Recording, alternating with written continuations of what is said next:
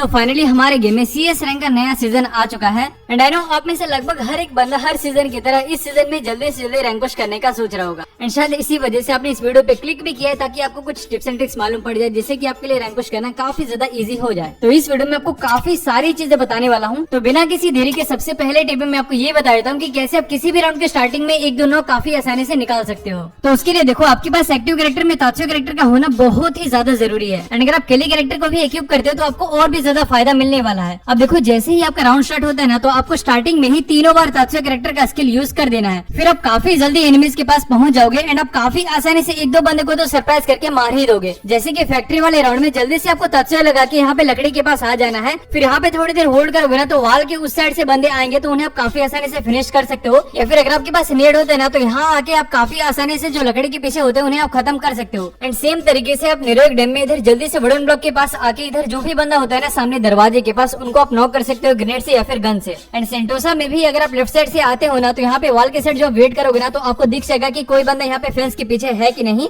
And अगर वहाँ पे कोई बंदा होता है तो उसे भी आप काफी आसानी से खत्म कर सकते हो। तो इसी तरीके से तात्सुयो का यूज करते हुए आप जल्दी से रश करके काफी आसानी से स्टार्टिंग में ही नॉक्स निकाल सकते हो, जिसके बाद बाकी एनिमीज को फिनिश करके राउंड निकालना काफी आसान हो जाएगा आपके लिए। अब सेकंड टिप में मैं आपको फर्स्ट राउंड निकालने की कुछ टिप्स एंड फ्लैंकिंग के बारे में बताने वाला हूँ। देखो फर्स्ट राउंड को जीतना ना काफी ज्यादा इंपॉर्टेंट होता है। अगर आप फर्स्ट राउंड जीते हो ना तो आपका कॉन्फिडेंस एक तो बढ़ जाता है एंड साथ ही आपको सेकंड राउंड के लिए ज्यादा पैसे मिलते हैं जिससे कि आप अच्छे गन खरीद के सेकंड राउंड को भी काफी आसानी से जीत सकते हो। देखो सबसे पहले फर्स्ट राउंड में आपको या तो G18 डबल यूएसपी या फिर ग्रेनेड का यूज करना है। आपको M500 नहीं लेनी है क्योंकि अभी M500 का पावर कम कर दिया गया है जिसकी वजह से अगर आप बंदे को हेडशॉट भी मार देते हो ना तो वो बंदा नॉक नहीं होता है। तो यहाँ पे सबसे अच्छा यही होगा कि आप डबल यूएसपी या फिर G18 का यूज करो। एंड अगर आपके एनिमीज के पास कटाना होता है ना तो आपको उसके क्लोज में बिल्कुल भी नहीं जाना है। आपको कम से कम तो 4-5 कदम पीछे रह के उससे फाइट लेनी है। अब फ्लैंकिंग की बात करें तो देखो फ्लैंक आपको तभी करनी है जब आपको एनिमीज का लोकेशन मालूम हो। फ्लैंक में क्या होता है कि एक बंदा एनिमीज को पीछे से जाके अटैक करता है एंड जब वो एक दो बंदे को नॉक कर देता है ना तो फिर राउंड निकालना काफी ज्यादा इजी हो जाता है। हर राउंड में फ्लैंक करना जरूरी नहीं है, आपको सिचुएशन के हिसाब से ही फ्लैंक करना है। अभी यहाँ पे देखो एक बंदा जैसे ही ड्रॉप लूटने आता है ना तो मैं ग्रेनेड से उसे नॉक कर देता हूँ। अब वहाँ पे देखो उसको रिवाइव करने के लिए उसके और भी टीममेट्स आ जाते हैं तो मैं अपने टीममेट से बोल देता हूँ कि उन पे कंटिन्यूअस फायर करते रहे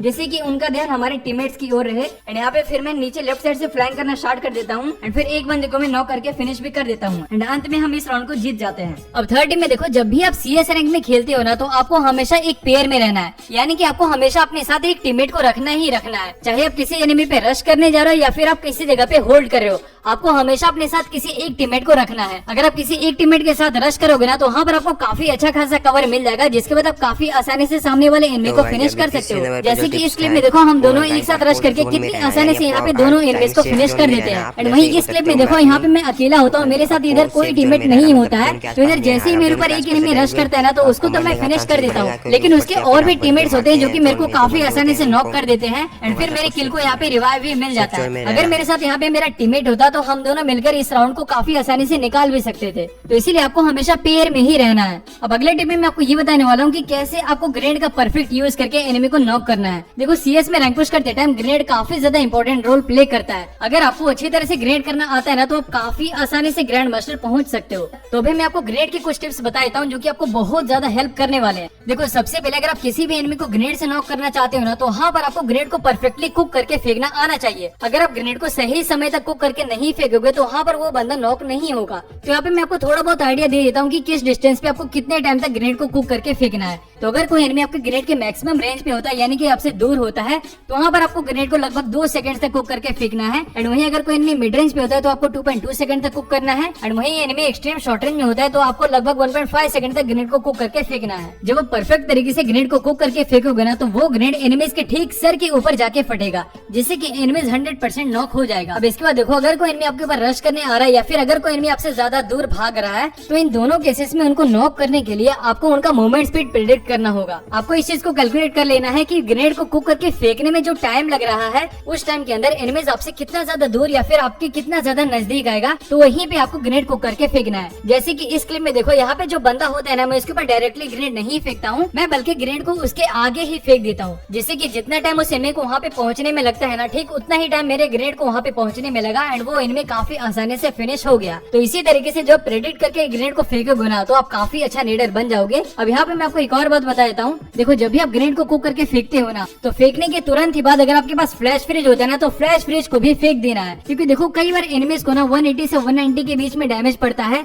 जैसे कि वो बंदा नॉक नहीं होता है। तो वहाँ पर अगर आप फ्लैश फ्रीज भी फेंक दोगे ना तो वो बंदा काफी आसानी से नॉक होकर फिनिश भी हो जाएगा। अब अगर आपको ग्रेनेड के ऊपर एक पूरी डिटेल्ड वीडियो चाहिए जिसमें मैं आपको पूरी अच्छी तरह से काफी सारे टिप्स एंड ट्रिक्स समझा सकूं, तो इसके लिए आपको इस वीडियो में 2000 कमेंट्स करने हैं। जब 2000 कमेंट्स हो जाएंगे ना तो मैं एक पूरी डिटेल्ड वीडियो बना दूंगा ग्रेनेड के ऊपर। और 5th टिप में देखो हमारे क्लैश स्क्वाड में जितने भी राउंड्स आते हैं ना इन सभी राउंड्स में कम से कम एक तो जगह ऐसा होता ही है जहाँ से हम अपने टीममेट को कवर दे सकते हैं। जैसे कि नेरेट टाइम पे जब आप इधर कंटेनर के पास आओगे ना तो यहाँ पर आपको सबसे पहले ग्लोआ लगा देना है, फिर स्कोप ओपन करके आप काफी आसानी से कंटेनर के ऊपर आ जाओगे और यहाँ से आप अपने टीममेट्स को काफी अच्छा खासा कवर दे सकते हो। तो सभी राउंड्स में आपकी टीम में किसी एक बंदे को इन सारे प्लेसेस का यूज करके कवर देने का ट्राई करना है। अब अगर आपको ऐसे प्लेसेस के बारे में ज्यादा नहीं पता तो आप मुझे कमेंट सेक्शन में बता देना, मैं इस टॉपिक के ऊपर भी आपके लिए एक वीडियो बना दूंगा। अब 6th टिप में हम बात करते हैं कि अगर आपके ओपोनेंट में दिमित्री यूजर्स आते हैं ना तो उनसे आपको कैसे निपटना है। देखो जो सबसे इजी तरीका है दिमित्री वाले को हैंडल करने का वो है A124 कैरेक्टर का यूज करना। A124 कैरेक्टर का यूज करके आप काफी आसानी से एनिमीज का स्किल ब्लॉक कर सकते हो। अभी आप इस क्लिप में देखो हमारे ओपोनेंट में 3 दिमित्री वाले आए हैं एंड हमारी टीम में 2 बंदों के पास A124 है। तो देखना अभी कितना ज्यादा हेल्प करेगा हमको। मैं जैसे ही इधर वॉल के पास आता हूँ इधर मैं ग्रेनेड से एक बंदे को नॉक कर देता हूँ,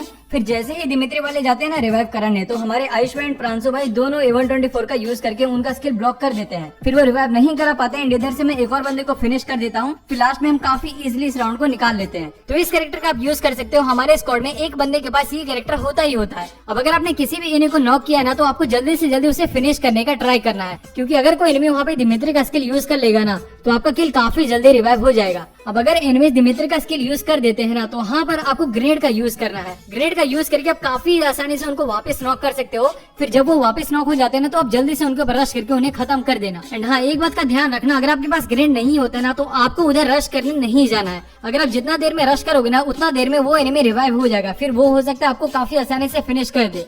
अब अगले टिप में अगर आपके सामने ज्यादा एनिमीज होते हैं ना, यानी कि अगर आपके साथ 1v3 1v4 या फिर 2v3 2v4 का सिचुएशन होता है तो ऐसे सिचुएशंस में आपको बहुत ही ज्यादा पेशेंस दिखाना है एंड इसी के साथ आपको वहाँ पे उतना ही ज्यादा कॉन्फिडेंट रहना है। आपको उधर बिल्कुल भी नहीं घबराना है। अभी इस क्लिप में देखो यहाँ पे मैं एक एनिमी से फाइट ले ही रहा हूँ, इतने में मेरे सारे टीममेट्स मर जाते हैं। तो यहाँ पे मैं सबसे पहले इस बंदे को फिनिश करने के बाद अपना पोजीशन चेंज कर लेता हूँ। आप अगर पोजीशन चेंज करते रहोगे ना तो एनिमीज कंफ्यूज हो जाएंगे एंड ऐसे में आपके लिए राउंड निकालना काफी ज्यादा इजी हो जाएगा। यहाँ पे मैं अपने पोजीशन चेंज करके इस कार के कवर के पीछे आके बैठ जाता हूँ। अब जैसे यहाँ पे एक बंदा आता है उसको मैं कंटिन्यूअस स्प्रे करके खत्म कर देता हूँ। अब फिर मेरे ऊपर जब दूसरा बंदा रश करने के लिए आता है तो उसको भी मैं काफी इजीली कवर से बाहर निकल के फिनिश कर देता हूँ। अगर आप बाइजन जैसे गन्स का यूज कर रहे हो ना तो आपको वहाँ पे कंटिन्यूअस स्प्रे करना है जब तक कि एनिमी खत्म नहीं हो जाता। अब लास्ट में जो एनिमी बचता है ना वो डर जाता है, तो इसका एडवांटेज लेके मैं जल्दी से उसके ऊपर रश करके उसको भी फाइनली खत्म करके इस राउंड को निकाल देता हूँ। अब 8th टिप में मैं आपको बेस्ट लोडआउट्स एंड कुछ कैरेक्टर्स बता देता हूँ जो कि आपको जरूर से यूज करना चाहिए CS में रैंक पुश करते टाइम। तो लोडआउट में आपको सप्लाई क्रेट, सीक्रेट क्रू या फिर बोनफायर का यूज करना है। सप्लाई क्रेट का अगर आप यूज करते हो तो आपको फर्स्ट राउंड में ही कटाना मिल जाता है, फिर आपको आगे वाले राउंड्स में gloo wall, grenade, inhaler, super medkit and last में बोनफायर भी मिल जाती है। एंड सीक्रेट क्रू की वजह से आपको कई सारे बफ्स मिल जाते हैं जैसे कि speed boost, quick HP conversion, restore AP, medicate perk. And इसमें जो क्विक एचपी कन्वर्जन है ना ये आपको सबसे ज्यादा हेल्प करता है, क्योंकि इसकी वजह से डैमेज पड़ने पे जो भी ईपी होता है ना वो अपने एचपी में कन्वर्ट होने लगता है। तो फाइट करते टाइम ये बहुत ही ज्यादा हेल्प करता है। तो स्क्वाड में एक बंदे के पास सीक्रेट क्रू होना ही चाहिए। अब इंपॉर्टेंट कैरेक्टर्स की बात करें तो एक्टिव कैरेक्टर में तात्सुया, A124 एंड दिमित्री, ये तीनों कैरेक्टर्स ना आपको सबसे ज्यादा हेल्प करेंगे अभी CS में रैंक पुश करते टाइम। अब 9th टिप में देखो जब आपका स्कोर 3-3 हो जाता है ना तो ऐसे में सबसे पहले जिस भी गन को आप सबसे अच्छी तरह से चलाना जानते हो ना उस गन को आपको परचेज कर लेना है। मैं तो ऐसे टाइम पे डबल वेक्टर को परचेज करता हूँ, क्योंकि 3-3 राउंड होने पे ना फाइट लास्ट जोन में ही होती है, क्योंकि अपोनेंट्स भी राउंड जीतना चाहते हैं तो वो लोग भी होल्ड करते रहते हैं। तो लास्ट जोन में अगर आपके पास डबल वेक्टर होता है ना तो आपको बहुत ही ज्यादा हेल्प करने वाला है। इससे आप काफी आसानी से किसी भी बंदे को नॉक कर सकते हो। अब जैसे ही आपका राउंड स्टार्ट होता है ना तो आपको फाइट नहीं लेनी है, आपको कवर के पीछे वेट करते रहना है। आपको ये भी नोटिस करते रहना है कि एनिमी का कोई बंदा फ्लैंक कर रहा है क्या। अगर कोई बंदा फ्लैंक करते हुए दिख जाता है तो सबसे पहले आपको उसी को फिनिश करना है। फिर जब जोन काफी ज्यादा छोटा हो जाएगा ना तो आपके पास जितने भी थ्रोएबल्स होंगे ना जैसे कि ग्रेनेड, फ्लैश फ्रिज, ग्लोअल, मेल्टर, इन सारे आइटम्स को आपको एनिमीज के ऊपर फेंक देना है। अब अगर इनसे एक भी एनिमी नॉक हो जाता है ना तो आपको जल्दी से रश कर देना है एक साथ,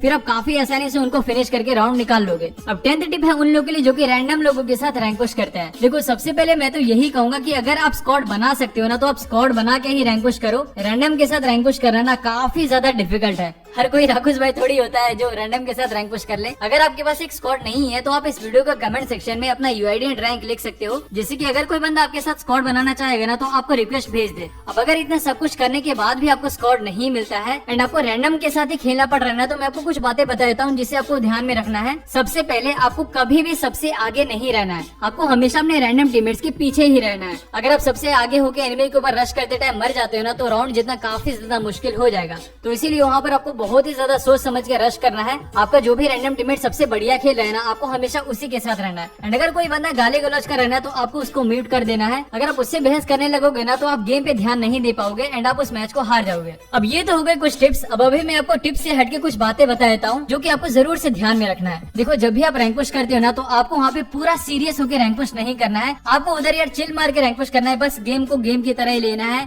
अगर आप बहुत ज्यादा सीरियस होकर रैंक पुश करोगे ना तो माइनस होने पे कई बार आपका टीममेट्स के साथ झगड़ा हो जाएगा, फिर उसके बाद हो सकता है आपका स्क्वाड भी टूट जाए एंड आप आगे रैंक पुश ना कर पाओ। तो इसीलिए हारने पे आपको अपने टीममेट्स पे ज्यादा ब्लेम नहीं डालना है, आपको उतना ज्यादा टेंशन नहीं लेना है। तो यार बस यही सारी चीजें मुझे आपको बतानी थी इस वीडियो में। अब अगर आपको वीडियो अच्छा लगा तो इसे एक लाइक जरूर कर देना एंड अगर आप हमारे चैनल पे नए हैं तो इसे सब्सक्राइब भी कर देना। तो तब तक के लिए बाय, मिलते हैं एक और वीडियो में।